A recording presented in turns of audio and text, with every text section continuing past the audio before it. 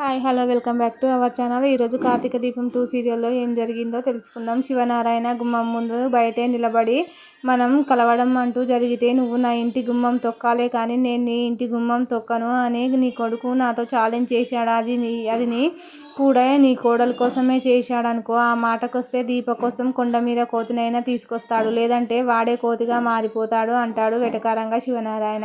వెంటనే కార్తీక్ కోపంగా మనం మా ఇంటి గుమ్మంలోకి వెళ్తే కాదు మమ్మీ, ఆయనే మన ఇంటి గుమ్మంలోకి వచ్చిన పద్ధతులు పలకరింపులు అలాగే ఉంటాయి, కానీ నువ్వు మాత్రం తండ్రిగానే చూడు, నిన్ను నువ్వే మర్చిపోయి లేచి నిలబడబోయావా అని తల్లిని అంటూనే శివనారాయణ వైపు చూసి, అది తల్లికి నీ మీదున్న ప్రేమ అంటాడు శివనారాయణ కాస్త మౌనంగా.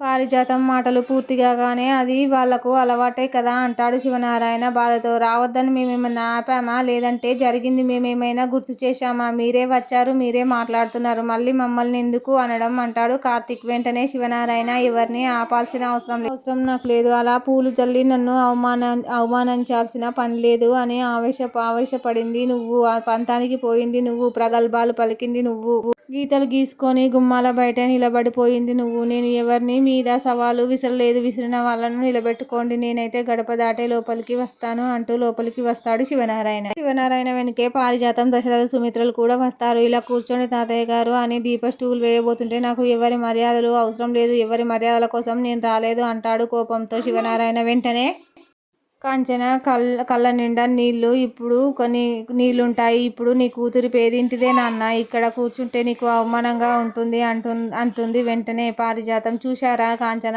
ఎంత మాట అందో అంటుంది పారిజాతం. నాకు రావాల్సిన ఆస్తి వాటా ఇవ్వలేదని దెబ్బి పొడుస్తుంది అని పుల్ల పెట్టే ప్రయత్నం చేస్తుంది కావాలనే. వెంటనే అనసూయ అందుకుంటుంది, గొడవలకు కాకపోతే ఎందుకమ్మా ఆ మాటలు అంటుంది అని పారిజాతంతో కోపంగా అంటుంది అనసూయ. నీ మనసులో ఉన్నదే అన్నాను అంటుంది పారిజాతం. మీరు మరి అంత మనసులోకి దూరి చూడాల్సినట్లు మాట్లాడకండి. ఆ ఆస్తుల గురించి వాటాల గురించి నేను ఏనాడు ఈ తల్లి కొడుకులకు ఆశపడలేదు.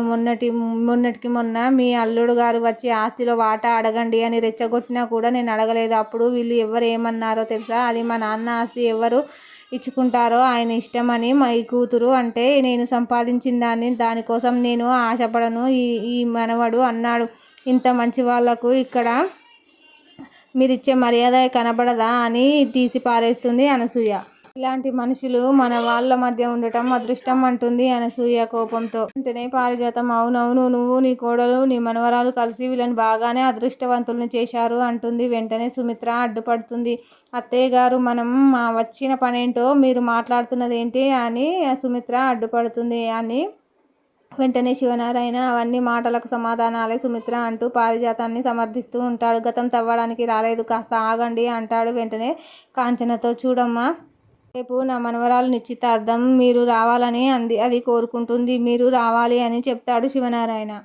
ఇక వాదనలు మాటలు యుద్ధాలు సాగుతూనే ఉంటాయి. చివరికి సుమిత్ర, మన మాటలు అనుకోవడానికి రాలేదు, కాస్త ఆగండి ఆపి కాంచనకు బొట్టు పొట్టి ఎమోషనల్గా, వదిన, నా కూతురు నిశ్చితార్థానికి నువ్వు రావాలి, నువ్వు అక్షింతలు వేసి దాన్ని ఆశీర్వదించాలి అని బొట్టు పెడుతుంది సుమిత్ర. దీపను అనసూయను వాళ్ళు ఎవ్వరూ పిలవలేదు. అయితే కార్తీక్ ఆవేదనతో, సుమిత్ర అత్త, నువ్వు బొట్టు పెట్టి పిలవాలి, మనిషి ఇంకెవరన్నా ఉన్నారా లేరా అంటాడు. వెంటనే సుమిత్ర దీపను కోపంగా చూస్తూ, ఒకప్పుడు ఉండేవారు, లేరు అనేస్తుంది. దాంతో కాంచన ఏదో జరిగింది అని మనసులో ఫిక్స్ అయిపోతుంది.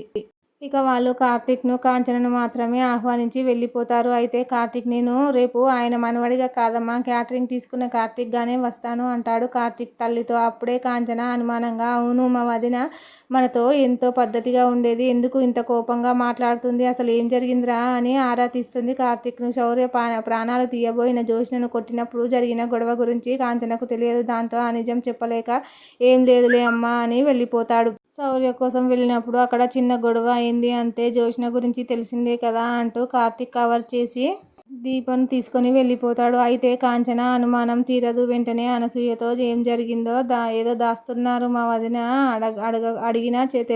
అడిగి తెలుసుకుంటాను అనుకుంటుంది.